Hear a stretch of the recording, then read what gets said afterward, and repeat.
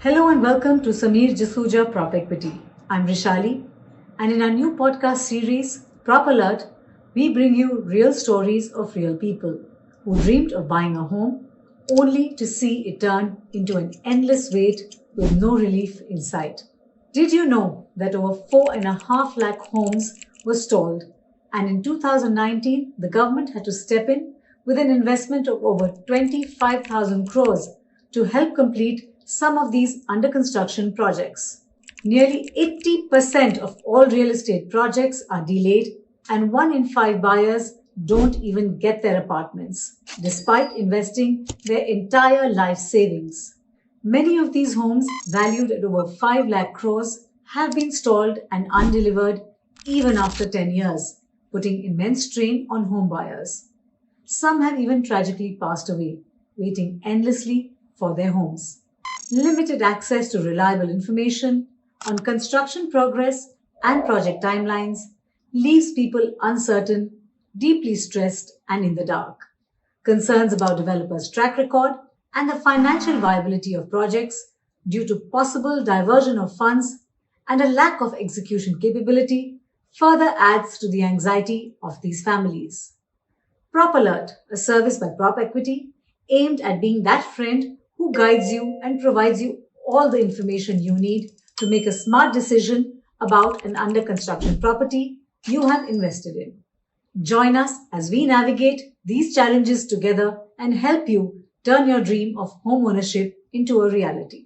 Prop alert के इस podcast पे आज हमसे बात करने के लिए हमारे साथ एक बहुत स्पेशल गेस्ट हैं अंकित। अंकित ने काफी साल पहले एक प्रॉपर्टी खरीदी थी यूनिटेक में। चलिए उनसे सुनते हैं उन्हीं की जुबानी कि ये प्रॉपर्टी उन्होंने कहाँ खरीदी, कैसे खरीदी और आज वो किस हाल में है। अंकित, thank you so much for joining us today. And thanks for bringing me in. It's today almost maybe 13 years down, you still don't have possession of it. Yes. Tell our viewers, हमें बताइए कि आपने ये property उस time पे किस time पे ली पहले बात और क्या रेट पे ली? What prompted you to buy the property at that time? Were you looking to buy a house to live in? So tell us these few questions. Right. So I come from a service background, and when you are in a service professional job, your aspiration is to have a nice home for yourself and for your family. And back in 2011 is when we've been in Noida for the longest. We've been settled for about 25 years there. So Noida has been on our, location or site locations where we want to stay. So Unitech was one of those builders that came up with a very nice looking project on the lines of what you see the DLF Golf Course. Similar was the vision of that particular road, Noida Expressway, and a big 347-acre project with a golf course and a lot of condominiums being built around that entire project. So it looked like a very fascinating project. Unitech was known to be a very credible builder at that time in 2011. So post our sense of deliberation, we did get into the project. I purchased an apartment close to about 3,000 square feet, costing close to about 2.2 crores and at the rate approximately 7,000 per square feet. And for that times, that rate wasn't the lowest, I would still say. The area around was being sold at about 4,000, 4.5, 5,000 rates. So they were charging us a premium, but we understood that the product was a premium product. It was supposed to even grow further, and the entire living or the area that was being developed over there looked like a very great site to be there, and we bought it for our own living so that we as a family could stay there. Yeah. तो अंकित, क्या आप और भी लोगों को जानते थे जिन्होंने इसमें प्रॉपर्टी में इन्वेस्ट किया? आपने ये पर्टिकुलर प्रॉपर्टी क्या सोच के चूज करी? The product that they were offering, the lifestyle, the golf course. My dad is a golfer. He's an ex-defense personnel, so he does like playing golf, and that was one of a very motivating point as well. तो वो देखा, बाकी the events that they were doing, the experience center that they had created. Experience centers were never created at that time. वो एक sample house बनता था, वहाँ पे इन्होंने full एक experience center बनाया हुआ था, big building with 3-4 apartments or sample show houses with multiple facilities that they were being created over there, which was first for at least Noida. And it looked very nice. It was something that we thought as a family that we'd like our family to grow into. Especially, I would have got married, and I just got married actually at that time. And our kids would probably have a very nice lifestyle living there. So I did take a loan. Of course, the sanction amount was quite a bit. I used HDFC at that time, and post, of course, that due diligence, they approved the loan. Then there were some, struggles in between. Whilst the constructions were ongoing, they would be reluctant to release funds to Unitech, which was first fewer signs of, caution to us that why is that happening? You've already sanctioned a loan, why are you not releasing it? But they would eventually give in and release the funds. So I still to date actually have a loan outstanding with HDFC, and I pay EMIs regularly. I'm not defaulted there on a month-on-month basis. तो ये irony है, आज आप loan पे कर रहे हैं लेकिन अभी तक आपके पास 13 साल के बाद घर है ही नहीं रहने के लिए. I want to delve a little more into this. You started paying the EMIs. The property had started constructing. Obviously, जब आपने खरीदी तब construction शुरू तो हुई होगी. उससे पहले क्या आपने साइट विजिट करी थी, आपने लैंड देखी थी जहाँ पे डेवलप होने वाला था? So I actually didn't get into the project from day one. I got it when the towers were about 50% complete of phase one of the project. There are two sets of condominiums that were launched in that particular plot around the golf course. The golf course is a day and night golf course, a master, very beautiful looking golf course. So they launched an amber and a burgundy. So amber was the first part, and the burgundy was second development that they were coming up. So I got in when amber was about 50% constructed. So there were some known people who were also into the who had made purchases there. They were hosting very customer introduction events at the property. So it was well seen. It was identified as a nice property to eventually go and live. And but not that we know that we get duped into what we see today. Yeah. So Unitech आपने जैसे बोला उस time पे काफ़ी जाने माने builder developer थे और काफ़ी सारे projects in fact they were also in Gurgaon and they were building a lot of projects over here. Do you think it was a common thing to get completely taken in by all the aura that they had created, and that probably has had a lot of people buying into such kind of a property as well? Absolutely, and Noida had not seen a big builder till then, barring a few, say ATS or a few more there, but they were not at the magnitude of what Unitech and DLF were to Gurgaon. And DLF had grown so much so in Gurgaon that everybody started considering that, now Unitech is now ventured into Noida, and what DLF probably did for Gurgaon, Unitech is going to do for Noida. So this would be their flagship project, and that's what the vision with which, or at least the people got convinced that this is a project which is worthy investment or worthy staying. And it was easy for Unitech as well to sell whatever inventory they wanted to, because of the credibility that they carried around their name.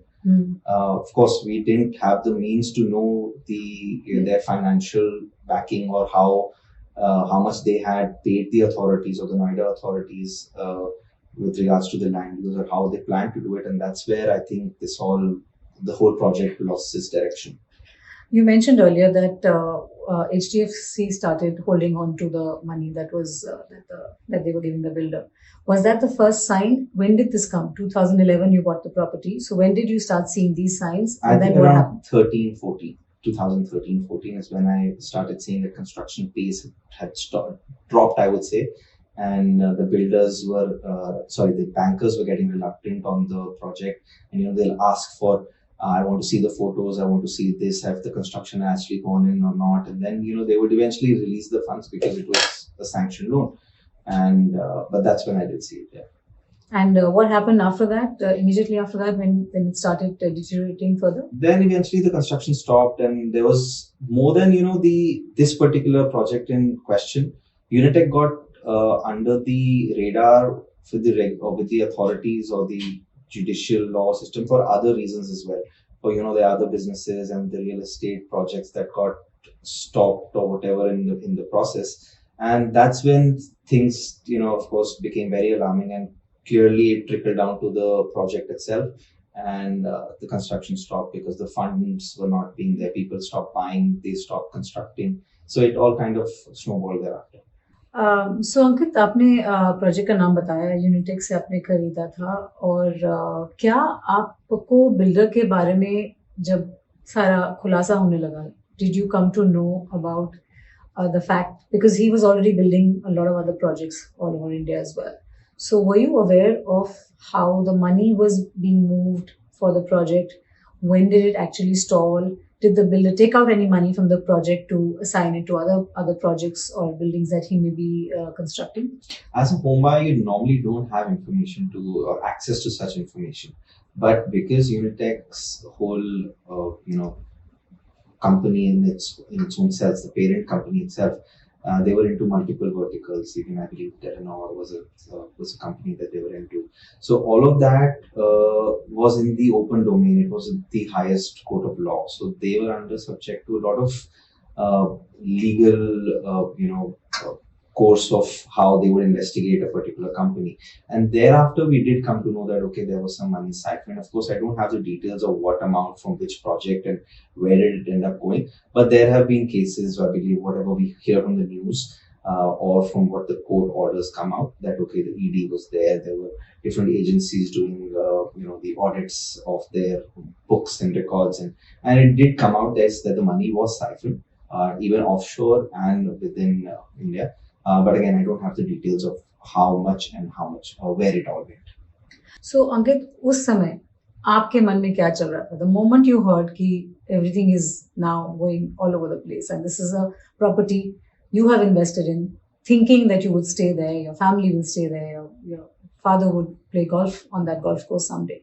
What went through your mind on that day when all this broke? Of course, it's a sense of regret. It's a sense of, probably a bad decision. I don't know if I can blame myself or who in the whole scenario, but overall, of course, you feel gutted. There are so many more projects are in and around that particular project itself that went and flourished, and people living, and they, even if they were living or they sold it, they did it at multiple folds. So they did expect what that property was supposed to give them. But over here, of course, we got stuck. I treat it as a bad, investment or bad phase. But it does, on your career life cycle, it makes a huge impact, because whatever, you had put in as in your savings or, via loan or whatever, it does create a lot of financial burden for yourself. It creates a mental stress for yourself. And then also it hinders you from anything further. If I want to now buy an apartment, I'm automatically 2 crores short, or 2 crores 13 years back, which is, if I were to be probably invested somewhere else, that's looking at about 8 to 10 crores down. So it makes a very big difference in what your career could have panned out for what probably it is left down to. So it does make a huge, and of course, emotionally and sentimentally, of course, it makes a huge difference as well. Professionally, thereafter, I did move out. I moved out of the country. So so I kind of put that aside, that, okay, that's been there. Let's just wait and hope and things might come through. I did actually, because I'd moved out of the country, mom and dad were going to be in wherever they already stay. So I decided, okay, let's appeal to the tribunal and try to claim a refund for it if it's a possibility, because they did open a amicus for the whole process, which I did. I put in some more money, fought a legal battle, and I got an order for myself that, okay, I'll get a refund with a 10%, payback interest as well for the principal that I've deposited, which was a good break for me. I felt that, okay, at least, if it was over probably 7-8 years down, but I'm still getting what I put in. And but once the Unitech as a whole group went under the radar with multiple cases with the Supreme Court, they kind of held back or held the tribunal orders and said that, okay, we'll put all these people into the bucket of refunds if they want to continue paying the refund, or you'll always have the option to move into possession. And but the resolution plan that came up with the appointed board of Unitech, the refunds were to be the last priority on the entire, say, the assets that they had to build, or in the last dues that they had to probably clear. It's not just the real estate; it's their FDs. I believe they had some FDs as well. They have employees' dues as well. So everything is now combined as creditors and debitors for them. So that made the refund a very non-realistic option. So it kind of compelled you to get back to possession, and again, just hope and wait that things start again and construction starts again. Yeah. because we're still looking at not seeing you get possession in the near future. One interesting thing you said is that you went ahead and you fought a case at the tribunal, and luckily for you, they did give you one first order of getting a refund. Very often, people don't have the courage to do that, and they still wait for possession. If it were you, and maybe some people, if you know, who've also bought a property here, you bought it for 7,000 rupees square foot, and today the price would be somewhere around Close to 20, I would say. 20, 25. 25. Anybody who's put in their hard-earned money and probably is the only apartment that they will ever buy in their life, for them this 7,000 to 25,000 is a huge big amount, which they, even if they were to get the money back today, they may not be able to, because the property prices have reached a very different level. So in this kind of a scenario, how did you find that courage to go and say that, okay, even if I were to get the refund and just a 10%, I'm going to just take it and So cut my losses? when I did that refund process, that was around 2018.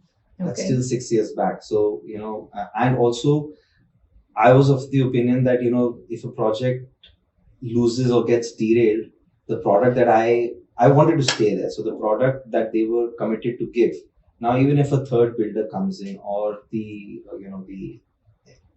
and there's a government agency who comes in, NBCC, they do make the project. I don't see it becoming the product that I wanted to see. In the first place. And also the times have changed so much that now the product of what was shown to me in 2011 is now going to look like an obsolete product to me. So that was one of the reasons. Also, family reasons. I moved out of the country. Mom and dad would not have put in the effort to move into a new place just for themselves. So all of these things contributed. And also I felt that the entire area itself is growing. There's so many more new projects that are being launched there. If I can get a refund out of it, if I get invested into another project, it'll still be better off staying there and probably even getting an appreciation on what I invested. So that was the whole objective. But again, when they made that refund process so non-lucrative or unrealistic, you were kind of compelled to go back to possession. So after you won that, and then it went back into discussion, and it was the last priority, like you mentioned. Did you have any thoughts of what you wanted to do next? Did you still want to consider getting out of it if you had to, or now you're in a situation where you will just have to wait for possession? I think I'll have to wait for it. I've just treated it as a non-performing asset for me. So just leave it, and then only time will kind of allow it to, probably give whatever returns it can. But I understand, that everybody is going to be in a different position. Some people, that's the only thing that they have done. I say that, okay, it's put me 8 years back. I also did mention that, okay, I saw that 2 crore, even though I want to stay there, but I still see it being close to a 10 crore asset right now. If I had invested in multiple other things. So I am also taken aback, but everybody's going to be in a different position. But the only thing that you can do with that is hold it off and see how it pans out. The Supreme Court is at it. The authority is a big player in making this go through, and which is where it's very important that they step in and allow this to happen, or else it's going to just keep stretching for the next, I don't know how many years. It's already 14 years now. I'm going to come back to discuss and your views on what the authorities can do differently.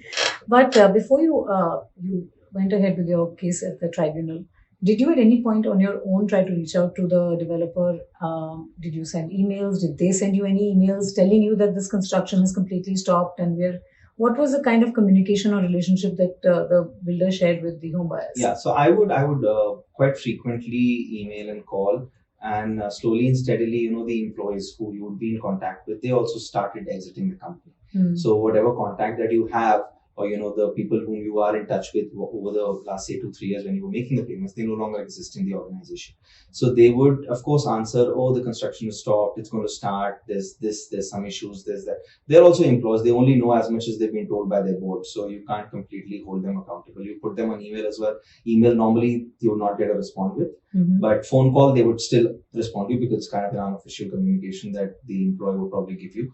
That, so this is happening, the association is getting formed, go there, you can file a case if you like. So those kind of recommendations did come in by the employees, but they were more on personal relations rather than coming officially from the builder itself. And soon those communications stopped as well, and then you. Yeah, because the employees cease to exist. I mean, 14 years is a very long time. Those Correct. people are not going to stick around. They themselves are fighting their own battle. They were not paid salaries. They were not paid PFs. Their PFs were never deposited. So they have their own battles. Tough for them as well. Yes. Okay, coming back, you mentioned associations, and a lot of these stalled projects soon started developing associations which are meant to be strong bodies, and they are fighting for the entire home buyer community. Did this particular property also have an association? Are you a part of it? How does it function? So they do have an association.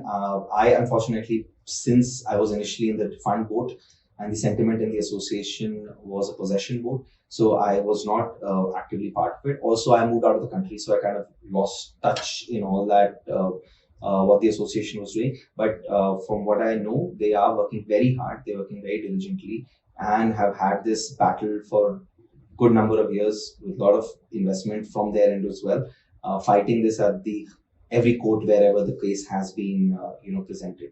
And they are very hopeful that the construction will start as long as the authorities are promising, because see, the land is a huge land mass, and if the authority were to start claiming the land use and interest on those land, that project will never become viable.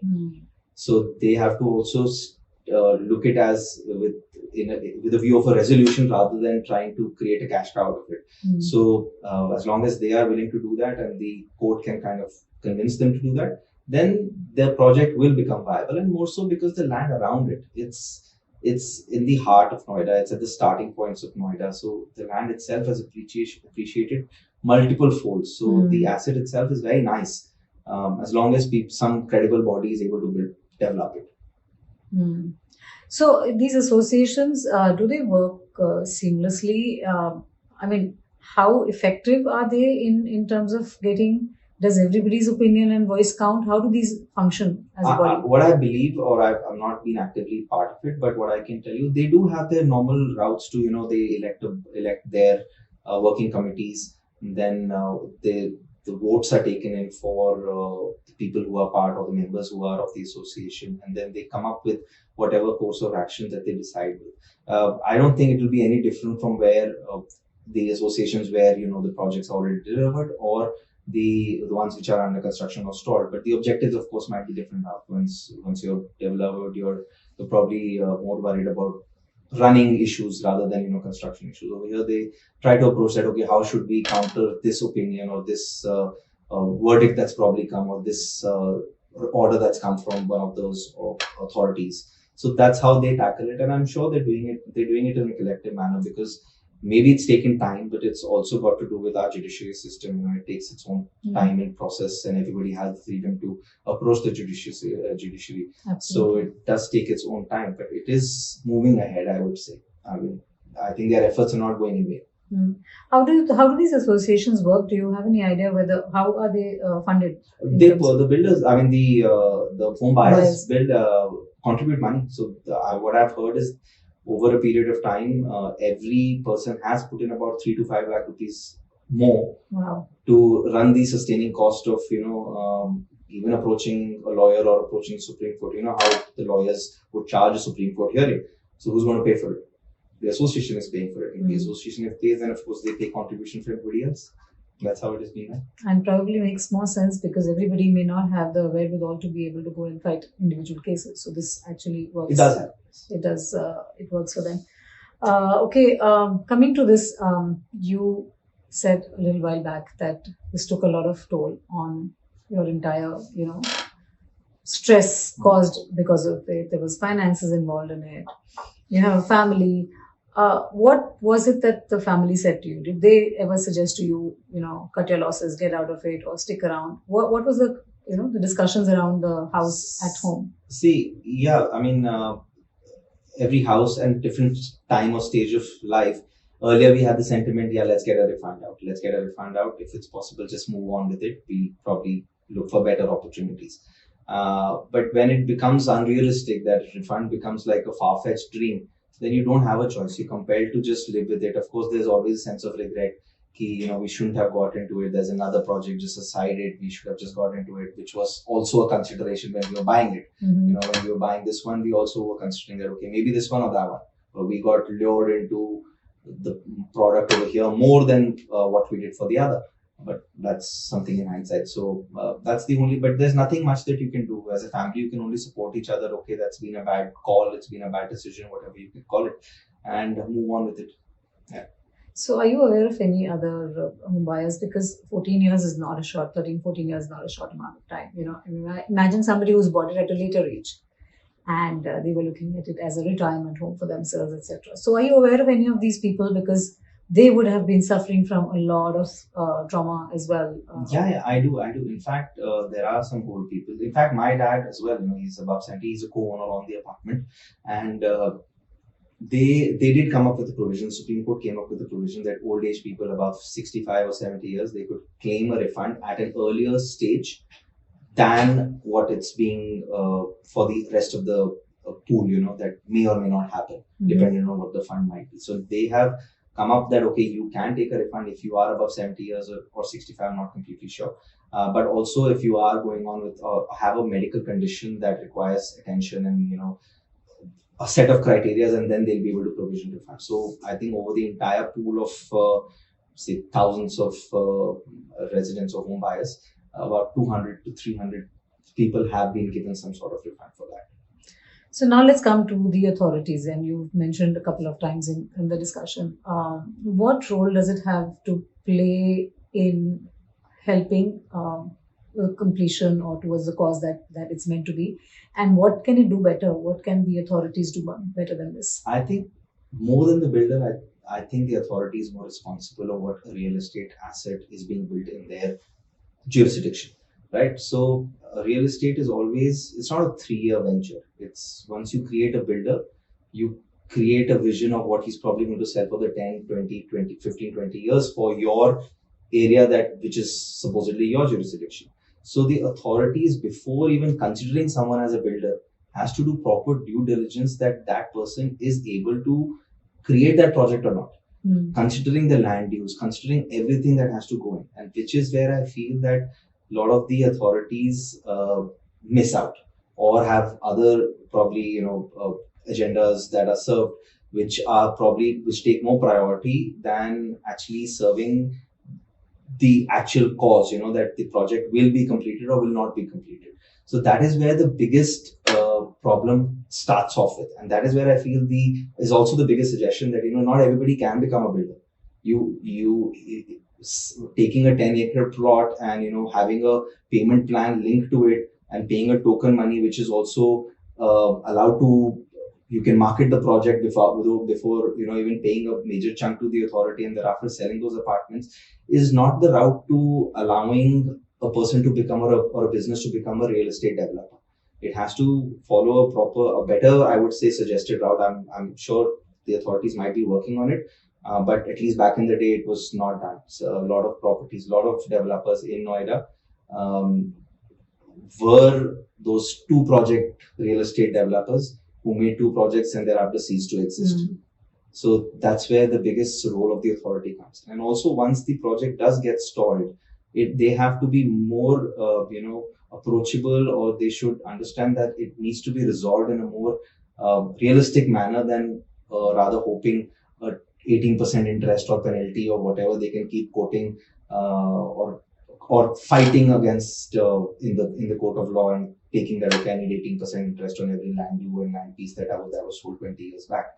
So that makes a project unviable now. So if you have to make something viable and also think about your entire jurisdiction that you're building, that project is also the face of your city. Yeah. So if that project is not a success, it shows it's a black dot on your city itself, which is where the authorities, I think, fall short.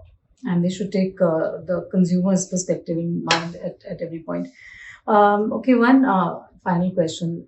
If there was a service that was available for home buyers, which would incorporate a lot of information regarding the property that we are looking to purchase or have already purchased, wherein you get all the alerts possible in good time to know what the builder is about, what is the financial status of the builder, what is the construction that's being happening on the ground, whether it's in line with what is promised to you.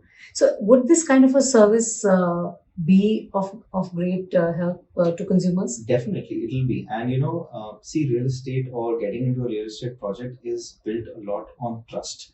It's built a lot on credibility. And if you can, support it with data, that's where I think the dots join together. And unfortunately, the person who's getting convinced or who's buying the project right now does not have proper access to the data behind that particular asset.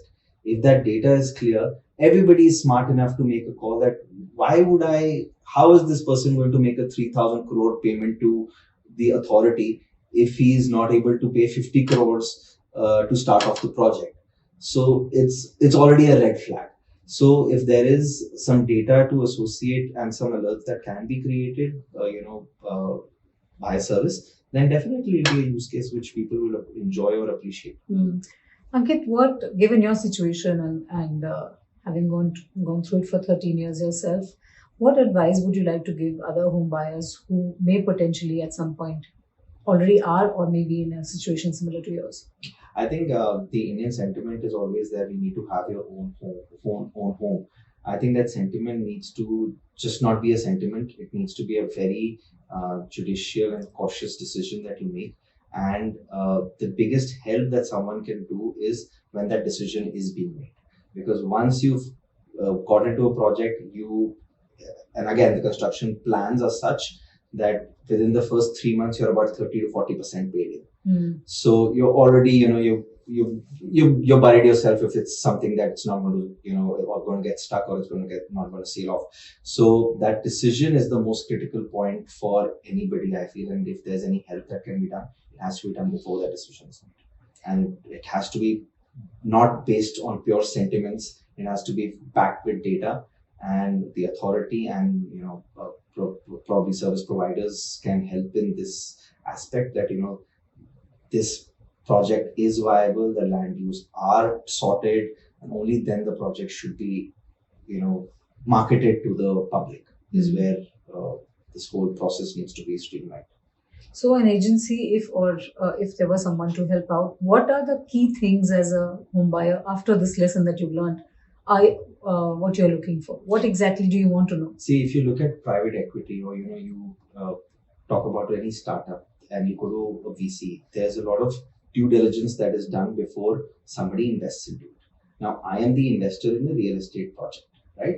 And the real estate developer is creating a new company, which is a new company also. For every project, they create a new company. So he's a startup who is doing the due diligence over here before I am investing in it. I am not doing the due diligence. Home buyer is not doing the due diligence. So who is the authority who is doing the due diligence? This is where the biggest gap is. And the service provider who we see that can help us over here will do that due diligence, a non-partial due diligence in the favor of the home buyers, that okay, this project is viable, this project is doable, and it will be a success, and then people can do a successful investment.